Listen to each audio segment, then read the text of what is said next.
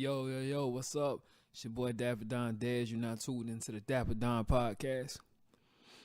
And I wanted to discuss a couple things today that I seen going on in the culture, that I seen going on in hip hop. First and foremost, I wanted to talk about, America's favorite hot boy, Kodak Black, one and only Kodak Black. Apparently, so to catch you up on some things you may not know, because it's tough keeping up with his arrest record. He got more arrests than he do albums. So the last one I know of is him getting caught with a gun coming out of Canada. Then they raided his tour bus, found more guns. I think now he got arrested on falsifying document papers. I don't know. I'm not the police, right? How would I know? But I do know he's out on $500,000 bond. But it's interesting that he has a motion out on the police and the media because an image was released of him in custody. And he's saying that there's no other reason for you to have a picture of him in custody unless this is just for bragging rights. This is for a way to, treat him, to show him off, to be braggadocious and say, look who we caught, look who we have here. So him and his team has filed the motion against him. Now, what I was wondering is this technically clout chasing? Because it's not a mugshot. It is a picture of him actually incarcerated. It is an actual photo. So is that really fair? And also, when you show a picture of me arrested, that kind of does paint the picture of him looking like a criminal before he even gets a chance to show he's not a criminal. Now, I think Kodak has been more of his own worst enemy, and but on the flip side of that, this is completely weird for a guy who has been putting his foot in his mouth time and time and time again to say they're trying to make me look stupid. Bro, you done that to yourself already. Let me tell it. Let a lot of people tell it. But he does have a right to fair processing. He does have a right to not be treated like, a circus animal. So it was unprofessional, but on the same strength, you can't expect other people to treat you any different than how you treat yourself. You expose yourself constantly. You leave yourself out there for the world. That's how people are treating you. I do think the ban is fair. I do think a judge should pass the motion because you do have an open case on top of, I guess, a sexual assault case he has going on. Lord knows what probation and other things he has going on with him. Personally, I think it doesn't seem like jail is doing much to rehabilitate him. He's really at this space that I feel like Gucci Mane was at. You remember for the longest, Gucci Mane was looking like he just wasn't going to get it together. He was just a hot boy. He was going to do what he wanted to do. And Gucci went to prison. In his book, I don't know if y'all read his book, his autobiography, he talked about how he was just in a county before. Once he went to the prison, he seen real crime that he didn't already see growing up in Zone 6. But when you're seeing these murders, when you're seeing these killings, and you like, I'm trading out my supermodel girlfriend, expensive sports cars, the nicest homes, the flashiest jewelry for 3 hots in a cot, nobody would take that pick. Nobody would take that trade-off. And it seemed like little Kodak is in the same position, man. I really think he's a brother with a good heart. I don't think that he's a horrible person. He has the burden of being that rich, that young. I know 10 years from now, he's going to look and say, man, I wish I got this rich now. I wish I got this money now, because now I know what to do with it. Now I know where to spend it. Now I know how to, position myself so I can have a successful career out here. But that's how it goes. You don't get a redo in life. I really hope the best for the young man. But just somebody that's on a polar opposite spectrum, even though musically they seem to be aligned, as I done gotten to do my little research on an artist called Megan Thee Stallion. I don't know if y'all up on her yet, so she definitely comes with your run of the mill. I have sex with rich guys and I'm always playing myself out type of lyrics. I guess that's just a hot thing to be. which, I don't get that, right? When you're a guy rapper, you want to be the person that's in control. You're the person that's in power. When you write your raps, you're whoever you want to be. Why are these girls making themselves somebody's side chick? That's what kind of blow my mind. Like, if you was, Ross never makes himself a CEO. He makes himself the kingpin. Drake never makes himself the guy that gets put in the friend zone. He's always the ladies' man. Why do these girls make themselves the person that nobody would marry? Why do they make themselves the person that has to use sex to get money instead of saying, I have a skill set that I get paid for? But that's not really my point. So, of course, initially I wrote her off as just another Instagram thing, a little Instagram model that didn't have much going for her. But boy, was I wrong. Now, musically, I'm not going to say I can vouch for a lot of it, but what I can say is the person that she is a very interesting person. Not only that, but a young lady that has way more potential than what she lets on in her music. The first and foremost is that I believe she has a bachelor's degree in administrative, like health administration or something like that. Well, she talked about she wanted to actually open up a facility for the elderly and people in her city in need so she can actually literally help and take care of people. I'm sure she could have fit this in a song somewhere, right? That was pretty amazing. Not only that, but she's working on her bachelor's degree. That is so underrated because black women are leading, I think, any demographic by ratio on people who are going to college. I think that's good. I don't think black men are looking to follow that trend because, hell, I don't like to sit down and listen to nobody talk all day. That's just not something I'm into. But she's definitely a young lady who has her head on straight and was clearly raised right. Her mother was apparently a rapper too. That's the crazy part. So it's not like this is just something she said I'm going to do in the meantime or something that she just stumbled on. I think this was something she done dreamed about for a while. And those are the kind of hip-hop stories I like. I don't like, I'm just hitting a lick. I'm just doing this for the money. This is clearly a passion for her. And it shows within her flow, her confidence, her cadence, and her rhyme scheme. All of that shows in it. I don't necessarily connect with anything she's saying, but I know she's saying it. I can feel it. I can hear that she believes what she's saying, and that's important. Because that comes from your parents being a performer, your parents installing certain techniques in you, and them holding you to a certain level, a certain accountability when it comes to just how you position yourself in this game and how you execute your skill set, executing your craft. Well, not only was her mom a rapper, but she believed in it so much that she quit her job to manage her full time. That was another amazing thing. Very rarely do we seem to go in business with each other in our community. It's like the hit thing to do is let me go outside of my community, outside of my neighbors, friends, and family, and go work for somebody else for 30 years and brag to them about how much those other people appreciate me. I believe that it is amazing for us to come together and work with each other, especially to see two black women, a mom and daughter, setting a positive example of tackling this the music industry or just business in general, being a massive industry. That's really good as a black family, as a family-owned business, as women.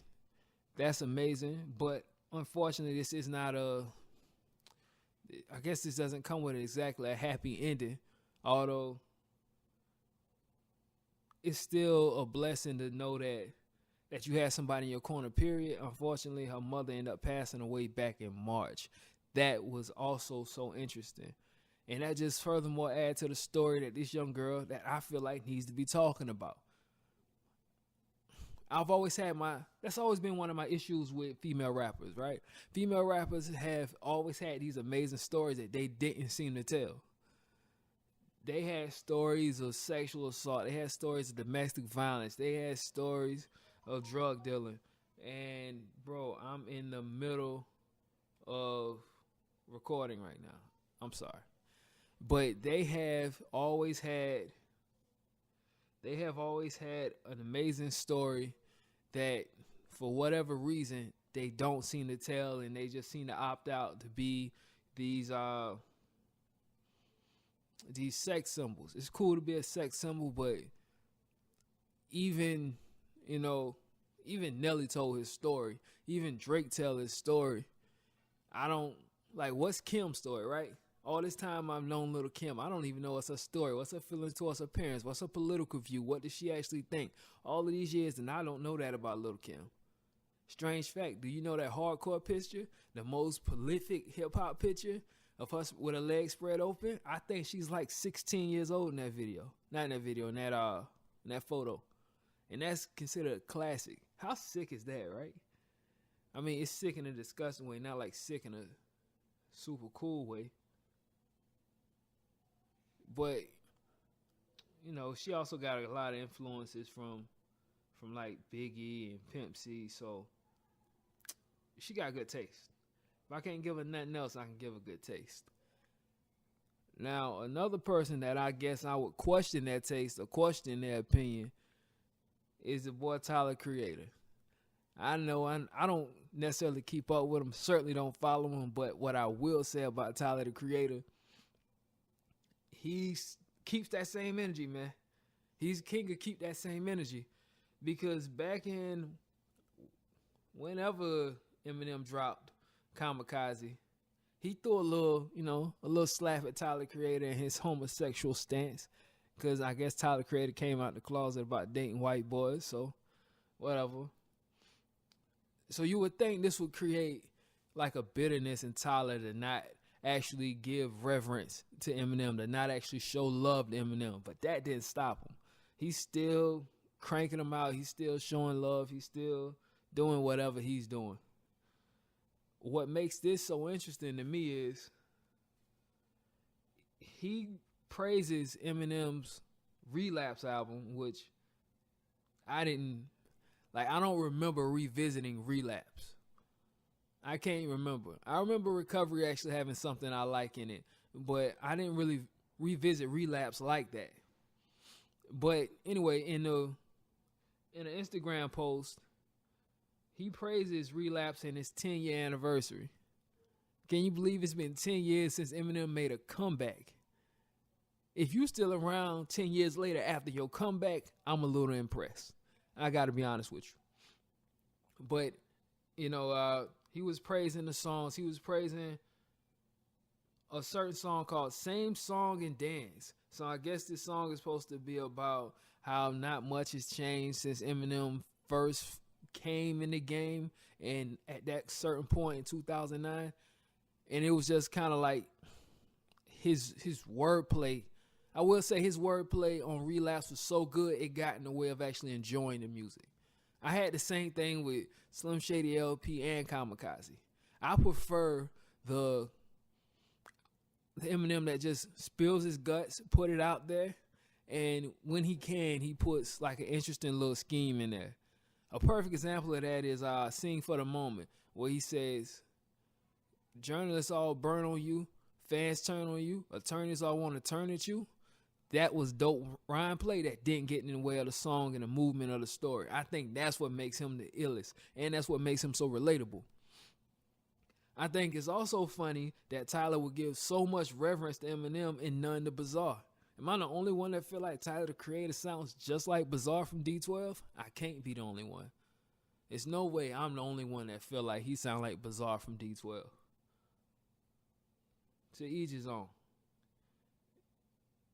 He always had like this real unorthodox kind of flow going for him. But from one Young Goblin to one YG, you see what I did there, Young Goblin, YG. YG, the West Coast gangbanger, the West Coast hip hop hooligan. YG is actually set to star in an up and coming movie, Toulouse. Anyway, so it's supposed to be set in Alabama in the 1970s. And he plays a guy by the name of Antoine. Antoine is supposed to be, I suppose Antoine is he's a Vietnam veteran who I suppose is fighting against police brutality. So I can see how he'll fit in that. Apparently this was a novel. I didn't read the novel.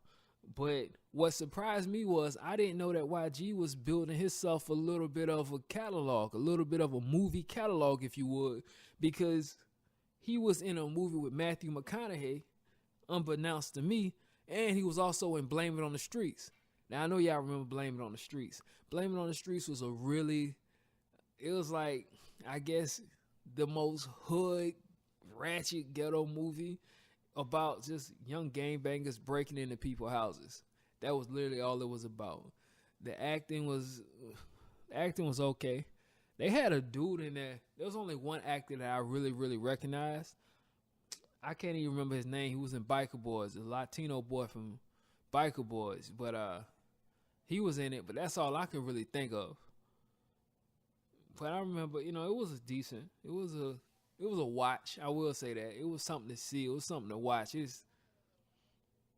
I haven't revisited, but I would revisit it. I didn't dislike it.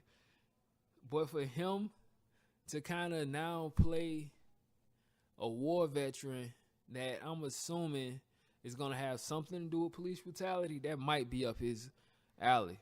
This was a smart pick for him just because it could be nerve-wracking to end up getting typecasted, right? It's tough to get out of that. Once somebody starts looking at you as nothing but a thug, nothing but a gangster, but now you're playing a war veteran and a civil rights activist, this could be a real good turning point for YG to actually make a transition into acting, because I don't know if music is really going the way he wanted to go. But what I'm interested to see is YG has a real California accent, right? He really, really sounds like he's from Cali. I wonder how he's going to sound like he's from Alabama. And will it sound forced? Will it sound like one of those weird accents that it's like, oh, well, this don't quite make sense, but all right, if you're going with that, I guess. But I'm really excited to see what he does with that. I might watch it. I think it should be on Netflix. I don't know what it's going to be on, but I believe it's going to be on Netflix. Of course, MGK, Machine Gun Kelly, is going to be on. Machine Gun Kelly and Vince Staple is going to be in an indie film called Punk together. So I don't know what to tell you about that. I heard about it. It went in one ear and out the other.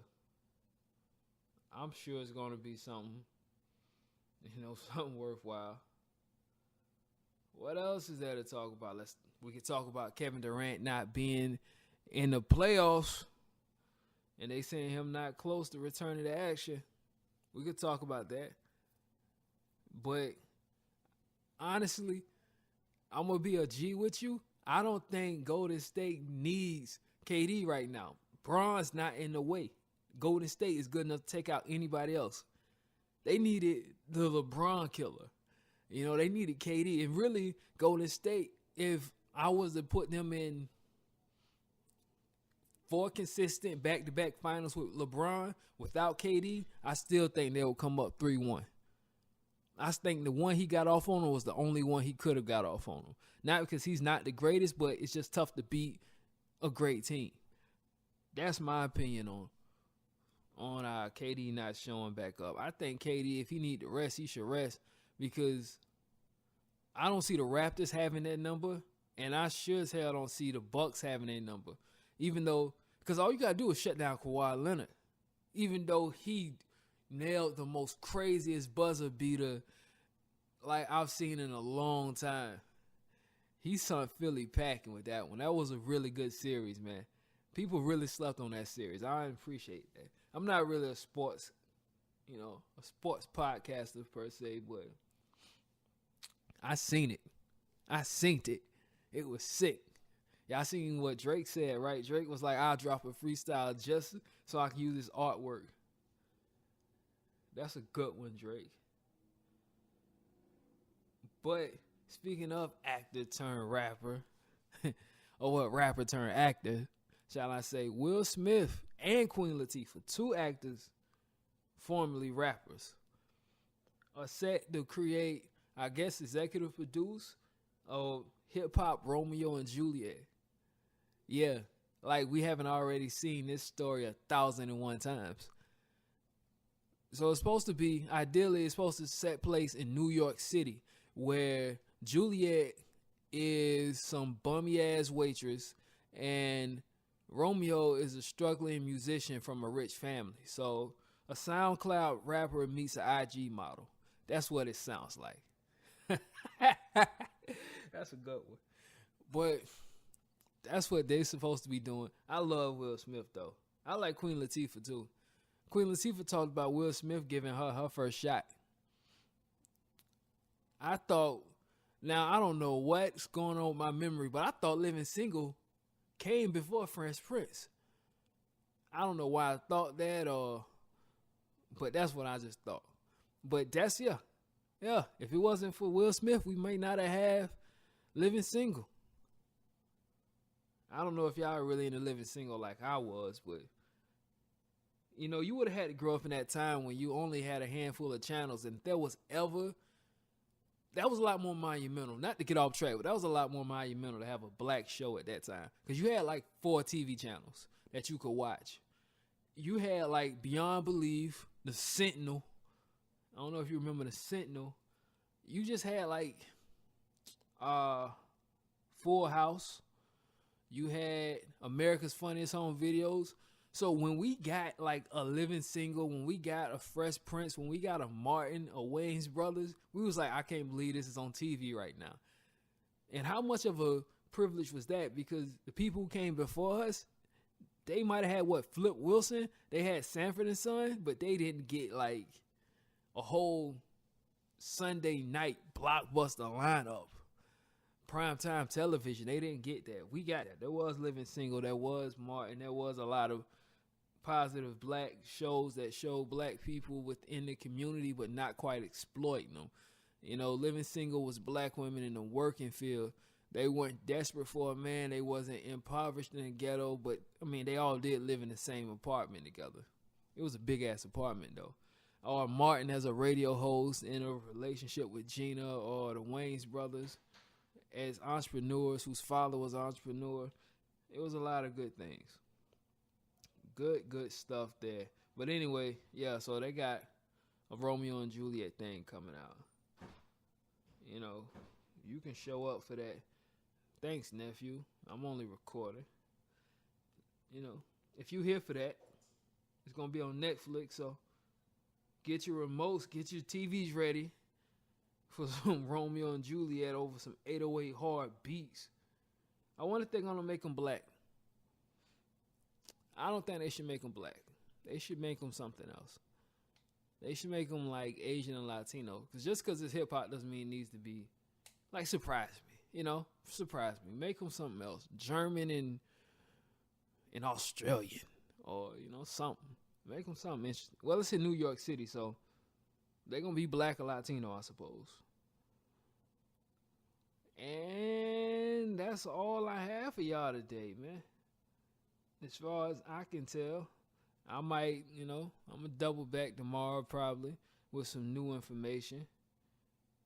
Probably talk about a little Suge Knight, talk about some of this John Singleton.